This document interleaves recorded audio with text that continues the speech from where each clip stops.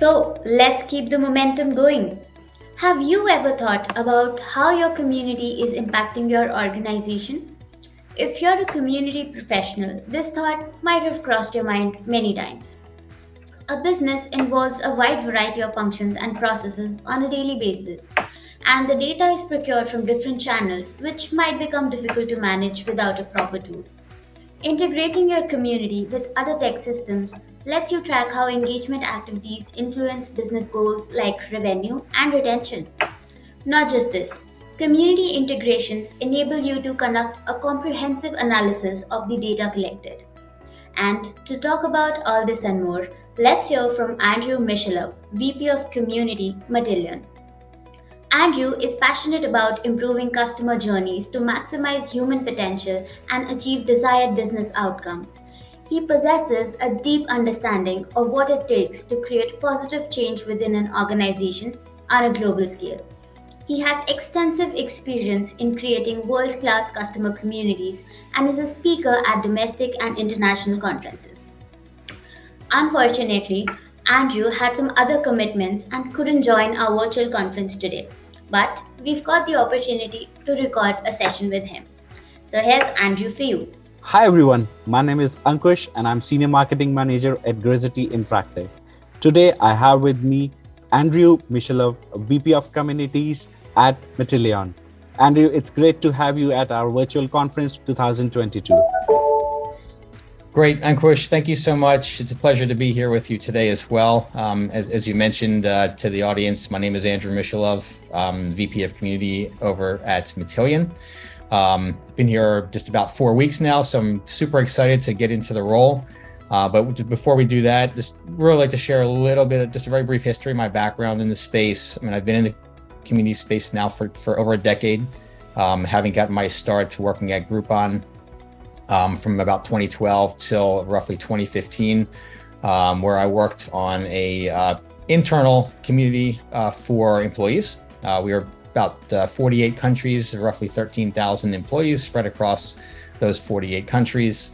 Fast forward a couple of years, I started to work for some additional companies focusing on the build out of more customer-facing platforms, customer-facing communities, having led now several of those over the past 5 or 6 years. Really kind of feel like I've found my happy place building those external communities, because they were not only inspiring and helping employees internally and making their journey as a member of the team that much more exciting, accessible, but now having had an opportunity to work and really have a big impact and influence on the experience and journey of our customers, of our partners. So really bringing that entire ecosystem together has been really, really incredible, exciting, and has led me to where I am today. So looking forward to getting into it with you today, Ankush. Great, that's quite a diversified experience in communities itself, Andrew.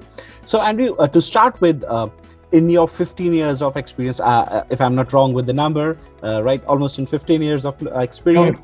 We're approaching that. Yeah. So how have you seen communities evolving in these 15 years, and how do you see communities altering the brand goals and visions for any organization? Yeah, that's a great question. And I truly felt early on that there was maybe a misconception of what the value that communities offered to a business, whether it's an internal or an external facing community. Internal really affecting obviously the lives and the experience and the journey of your employees, and how honestly they ultimately interact with your customers, right? But then the external facing communities clearly has a much broader and added benefit of affecting the journey, the experience of the entire ecosystem. So customers, partners, internal team members, I kind of look at them all as customers, because we are having an impact in making their jobs easier, making their lives easier and more enjoyable. When I got started, communities was really, I don't want to say it was necessarily an afterthought, but it certainly was not front and center. It was not really sort of baked into the the overall mission and vision of a company. It wasn't as relevant. It wasn't something that you thought of first. It really was, just another tool within the tool set. Mhm. As things have evolved, I think one of the most striking examples for me, and what really led me to kind of get a better grasp and understanding of how important communities are to an organization. This is in 2018. This was actually at my very first sales kickoff when I was at Boomi, and I was talking to some of the members of our account executive team, some of our salespeople. And the person that was working on RFQs and RFPs said to me, he's like, "Hey, you're the new community guy. That's awesome. Welcome to the team." I said, I want to share with you a story about communities. He said, prior to 2018, we would get these questions that would come through that asked the company, "Do you have a community?" And that was the only community question that was asked from potential customers. Fast forward a couple years beyond that, they didn't ask that question. The expectation was that you do have a community. So that was an expectation of potential customers. But the questions started to come in like, how big is your community? How many questions or how many knowledge articles exist within your community? How quickly are questions getting answered?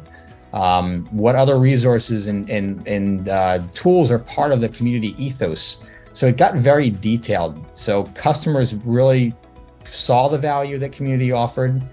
It became a destination for them, kind of the place where they got their day started to get all the latest updates and information about the product, about the company, maybe download the latest accelerators, maybe get some learning, maybe open up a support case, maybe ask a question in the forum, submit a product idea, any number of activities that can be done within a community space became much more relevant. And like I said, I really feel that community now is more considered the norm rather than the exception. So I think that's been the biggest transformation in my view over the last, say, 8. Sure, Andrew, I cannot agree more with you over this. So what I could see is that communities were either can have for the organizations earlier, and now it's must have for the organization. That's the major change, what we can see across for the communities into the most of the brands. Even the brand loyalty has something which has added a lot of credibility through communities for the end users. That is also very interesting to see in this transformation which has happened across. Great. So moving. I love that. I love that. Just the summary right there. It's it goes from a can have to a must have, and I think that's the simplest way to put it. And I agree with you 100%. Great. So moving to the next part of our question, Andrew, as we have seen that the customer preferences or the behavior keeps on evolving, whether it was a pre-COVID, during COVID, or post-COVID, or some says we are still in the COVID era, right? How the community integration has enabled a company or a marketing inside a company to better predict the possible change in the user behavior and help them to provide the better user experience based upon those predictions. Your insights on this part? Yeah, I think that's a great question too, and that's sort of what the value proposition is. Well, let me see this. So there's value proposition in that the community offers all of this intelligence and data that helps us be very more, I would say, predictive in terms of what customers are what's gonna help the customer become more, adept. Whether it's you're building a community for a software company or a product company. It just helps them become more adept at that and helps provide them with the valuable information, key insights, accelerators, opportunity to submit product ideas and really have an impact on the product roadmap. So it provides all that from the customer's standpoint. But as far as like business value that it provides to a company, I think, yes, it does provide all those insights. It allows us to watch the customer across the journey, what interactions they have across multiple touch points, and be very prescriptive. Do you think it's also essential to integrate communities with the business data or the CRM or any other software in the ecosystem for an organization? Yeah, I think absolutely. And I think this is sort of when where it really came to light for me. I started the journey again back in 2011, 2012, and I was much younger. I was sort of new to the space. I really wasn't thinking beyond the internal use cases. Like, hey, we want to have a documentation portal for internal employees, maybe for our help desk, or a place for our engineering team or product teams to kind of store key information, or maybe there's some question and answer forums that are in there. I wasn't really thinking beyond that at the time. I was young. I was new to the space. But as I've grown up in this space, and as new technologies evolved, and I'll say specifically, I'll call out Salesforce, which we're using as a backend for our CRM. We're using it for Service Cloud. We're using it there's opportunities to use it for Marketing Cloud. And having the community experience also living within the Salesforce ecosystem, it just gives us a much clearer purview into who our customers are, what's important to them, like what are some of those touch points, those interaction points. It even helps us in terms of understanding how these tools, how these services are impacting customer retention. We can look at the number of support cases customers are opening, and if there's like high chance of churn. How quickly are we helping them solve their key business challenges? How engaged they are within the community. Hey, if we can kind of measure engaged customers within the community, meaning they're logging in, they're asking questions, they're answering questions, they're submitting product ideas, they're searching before they're opening support cases, like things like that. There's a lot of things that we can measure, and we can look at those numbers and kind of look at those different accounts compared to accounts where there's not a lot of interaction with the ecosystem through community, and measure those key differences, and then figure out what are the ways that we can incentivize some of these non-active community users to become more active, so that we have, again, just kind of additional data points to understand how impactful community truly is on the customer journey. Definitely, Andrew. I think even that gives an edge to any organization to do a high level of personalization for an individual who has been a part of communities, because you can take a more aware call about his likes, dislikes, and engagements through the analytics of the data by integrating it across the different platforms or other systems into the complete bigger ecosystem for an organization. So, Andrew, would you like to suggest some best practices that a brand can adopt to align their objective, which they can achieve through communities? Yeah, that's a great question. If I were kind of just getting started, at a company that's been around for a few years, let's just say a high tech company, a software company, because that's where most of my experience has been.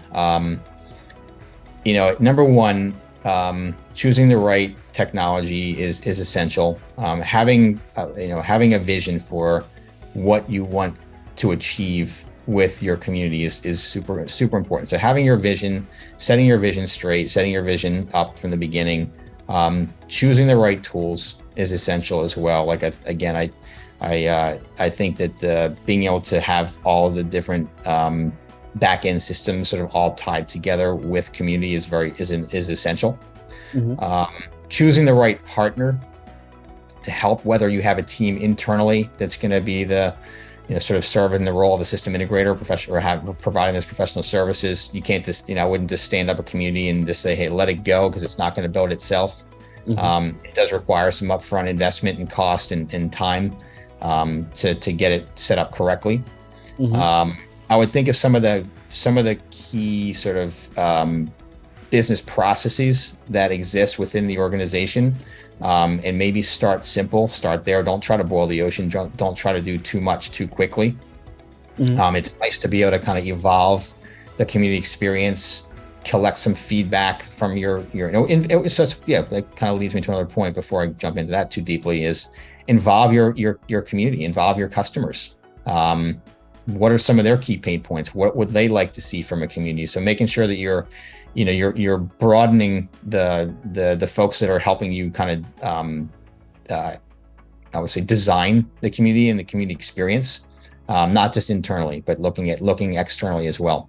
Time and we have speakers lined up with us for the next sessions.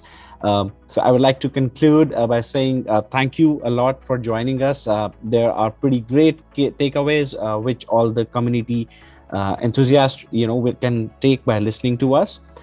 Thanks again, and look forward to reconnect with you soon. Take care.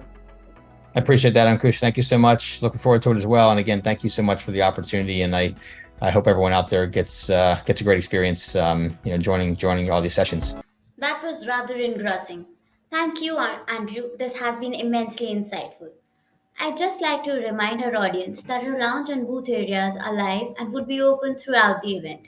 So please feel free to check them out and connect with their respective experts one-to-one. Let's join our next keynote session titled Community Powered Learning. See you there.